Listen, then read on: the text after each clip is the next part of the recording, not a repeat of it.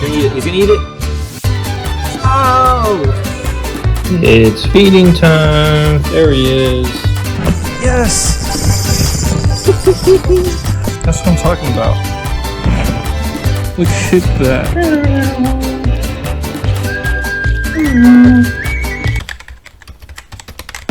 In our last video, you saw me fishing with the old fishing poles that I got from just some random old guy. Total random act of kindness. Totally appreciate it. Now in that video, we didn't fish with any of the lures that he gave me. An entire tackle box. So in today's video, we're gonna go over it. And in the top little layer, okay, there's 2 layers to this. You can tell exactly how long this tackle box has been sitting in the Florida heat. Those bobbers are literally, there's all 3 of them completely melted through and through. So if you ever wanted to see like what the inside of a, anyways, now some of the cooler, older style lures that are in here, I'm not too sure how much they're geared to saltwater fishing or freshwater fishing. So for example, we have this popper here. It's like a little bumblebee. And this lure right here, not exactly sure. It's like a reverse, like deep diving crankbait. I don't know if you guys can, there's the tail for it. And yeah, that's gonna be interesting. The third old style one, I'm pretty sure you guys might have seen before, is this little topwater. Not too sure what the names of these are. If you guys know what the names of each of these are, you can comment them down below. And there's a mix of stuff in here. There's a mix, from what I can see, a mix of like freshwater type stuff and a mix of like saltwater type stuff. So we have this old style shrimp lure, a bunch of like terminal tackle, like these little like weedless hooks, treble hooks, pretty new treble hooks, weedless hooks. You can still find those in the store. Nothing crazy. And a couple of older style rooster tails. So that would be pretty interesting to try and fish with. The bottom layer of this came with these worms. Looks like they're speed worms. Here, let me take one out. 3 different colors. So you got like a pink, purple. You got the tails like a reddish pink, and then a black on the other side. Looks like he like never used these. They still have the like oil on them and stuff that they come with. We got a line to string up fish with if you're trying to take some fish home, and a couple crappie lures. So here's what those look like, and the same style but a different color. You guys can see that. And then these worms, I've never seen these worms before. This is like a, it's definitely like a, I don't know what color it would be, but you can see right through it. Couple more rooster tails, guys. There you go. Not even out of the package. Like literally still has the seal on it. They're not like torn and in there. They're just never been opened. So we're gonna try and see if we can catch anything with these lures. We're gonna, I mean, I don't know like if some of these are for like, we might be using a saltwater lure and I'm gonna be trying to catch freshwater fish. So maybe we'll take some of these lures like this shrimp here. We'll head to the pier and try and use it. Maybe we'll catch something off a pier.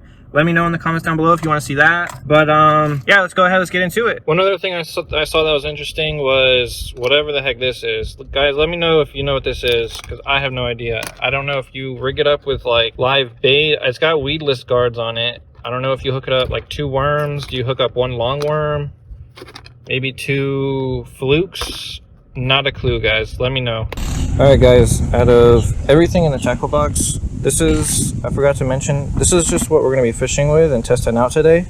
So we're going to start off easy and go kind of to the hardest. So we're going to start with the worms. We're going to go to the, we're going to just do 1 spoon, I think. So we're going to stick with 1 spoon, whatever the heck this thing is, and the other 2 top waters, and see what we can do. All right, guys, we made it to the spot, and I'm hoping this isn't a bad sign, but there's already dead carcasses on the floor, on the grass, and dog shit everywhere. So I hope that's not a bad sign. Just to give you guys a little backstory on why I chose this pond today is, 1, it's actually a lot bigger than what we're fishing right now because it connects through the pipelines. And 2, a couple years ago, I got a little tip from a buddy of mine that this place had huge largemouth bass in it. Just had a bite. And it actually held up to what he was saying. So the biggest fish I caught out of here was like a 5-pounder. I don't know, it's not crazy big, but for a small little suburban pond, I think it's a good size. And a bunch of 3s were in here, but we haven't caught any of those yet.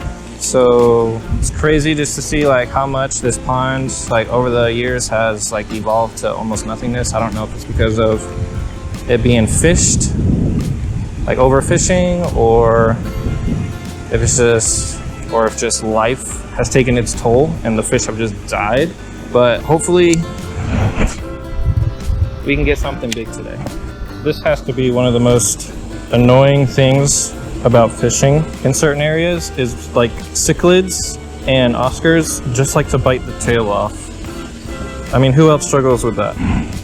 Right? Like their mouth isn't big enough to get hooked up on a big bait, but they still go after the tail, rip it off because they have teeth, and the entire bait is spent like that.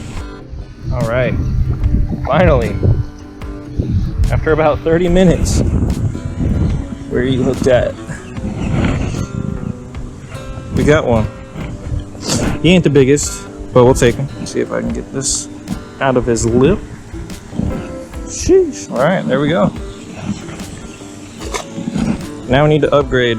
And honestly, now that we caught one on this color, I'm gonna try and see if changing up the color will change up the bite pace, because it's been pretty slow so far. We are also fishing in the middle of the day, so I don't know how much that's helping, but all right, there we go. It's actually pretty interesting that when I put it in the water, you can actually see more of like a highlighter green in there. That's pretty cool, because outside, out of the water, it's just like a light brown. That just must be the way it hits the light. It's pretty cool. All right, we're gonna change some things up to this jitterbug. It's looking a little crusty, just like my videos, but we're gonna give it a try and hopefully catch something. All right, I'm gonna need your guys' help on this one because I've never fished with this jitterbug before. Jitterbug, but doesn't seem to be functioning like it's supposed to. I'm pretty sure it's supposed to be on a slow retrieve and it waddles back and forth, right? I think it's so light that it just doesn't have, I don't know what you would call it. It just doesn't have, I don't know if I have it tied up wrong, but if I retrieve it too fast, it just hops out of the water. And if I retrieve it too slow, it just glides in the water. And I'm not really getting the action out of it that I was expecting to get. So if you have any tips for those of you that do use this bait, let me know in the comments, because I am lost with this thing. We might just have to tie something else on, because it's not functioning the way it should. All right, we're switching up to the spoon. I really wanted to try and get a bite on that jitterbug, but it just wasn't giving that wobble that we were looking for. You know, that saucy sauce that says eat me. So we're gonna see what this can do, if anything.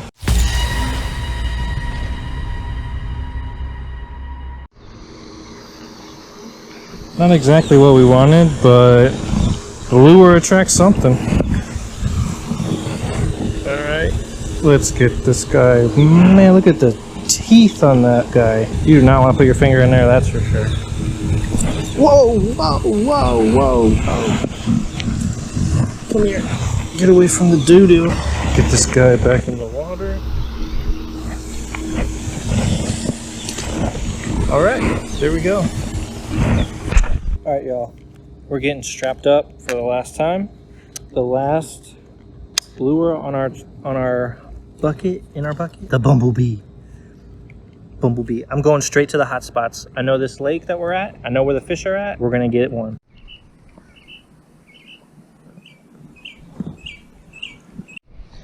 Holy crap.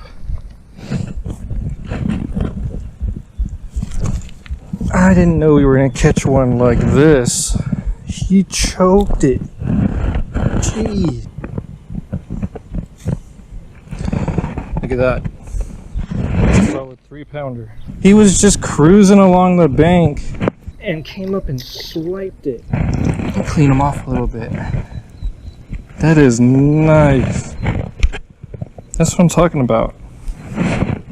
Look at that. What a way to end the video. That's insane. Go ahead, big girl. Till next time. That bass absolutely demolished this bait. Look at that. I am not using this again. There's a couple peacock bass sitting right on the bed. I'm gonna try and change it up and see if we can get them. Ah! Don't nip at it, bite it. Don't nip at it, bite it. Yes! Come on! Why is my drag so loose? No! Why? Why? No! No!